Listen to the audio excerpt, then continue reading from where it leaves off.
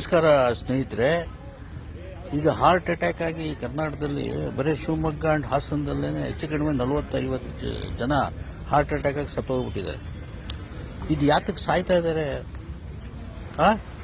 ನೀವು ಟೆಸ್ಟ್ ಮಾಡಿಸ್ಕೊಳ್ಳಿ, ನಿಮಗೆ ಭಾಳ ಸ್ಟ್ರೆಸ್ಸು ಅದು ಇದು ಅಂತ ಹೇಳ್ತಾ ಇದ್ದೀರಲ್ಲ, ಇದು ಕಾಲಾಂತರದಿಂದ ಹಂಗೆ ಐತೆ ಎಲ್ಲರಿಗೂ.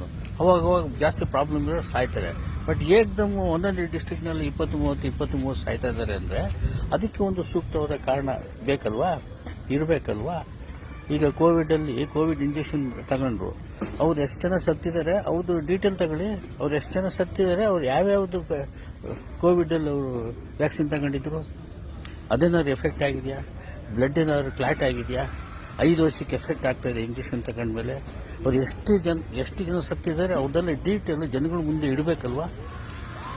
ಇಲ್ಲ ICMR ಹೇಳಿದ್ದಾರೆ ಕೋವಿಡಿಂದ ಇಲ್ಲ, ಕೋವಿಡಿಂದ ಐತೋ ಇಲ್ವೋ ಯಾರು ಗೊತ್ತು, ಜನ ಸಾಯ್ತಾ ಇದಾರಲ್ಲ, ಅದನ್ನು ನಿಲ್ಲಿಸಿ ಫಸ್ಟ್ ನೀವು. ಅದಕ್ಕೆ ಔಷಧಿ ಕಂಡಿಡಿರಿ. ಏನು ಈಗ ಹಾರ್ಟ್ ಅಟ್ಯಾಕ್ ಆಗಿ ಸಾಯ್ತಾ ಇದಾರಲ್ಲ, ಎಲ್ಲರಿಗೂ ಒಂದೇ ಸರಿ ಹಾರ್ಟ್ ಅಟ್ಯಾಕ್ ಬಂದ್ಬಿಡುತ್ತಾ? ಹೆಂಗ್ ಬರುತ್ತೆ? ಚಿಕ್ಕ ಹುಡುಗರಿಗೆ ಹಂಗೆ ಬಂದ್ಬಿಡುತ್ತಾ ಹಾರ್ಟ್ ಅಟ್ಯಾಕು? ನಿಜವಾಗ್ಲೂ ಒಂದು ಹಾಸ್ಯಾಸ್ಪದ ಆಗ್ತಾ ಇದೆ. ಔಷಧಿ ಕಂಡಿಡಿ ಬೇಗ. ಇದಕ್ಕೆ ಏನೋ ಒಂದು ಮಿಸ್ಟೇಕ್ ಆಗ್ಬಿಟ್ಟಿರಬೇಕು, ಅದನ್ನ ಸರಿಪಡಿಸ್ಕೊಬೇಕು ಅಂದರೆ ಈಗ ಅದಕ್ಕೆ ಯಾವ್ದಾದ್ರು ಒಂದು ಔಷಧಿ ಕಂಡಿಡಿರಿ ದಯವಿಟ್ಟು.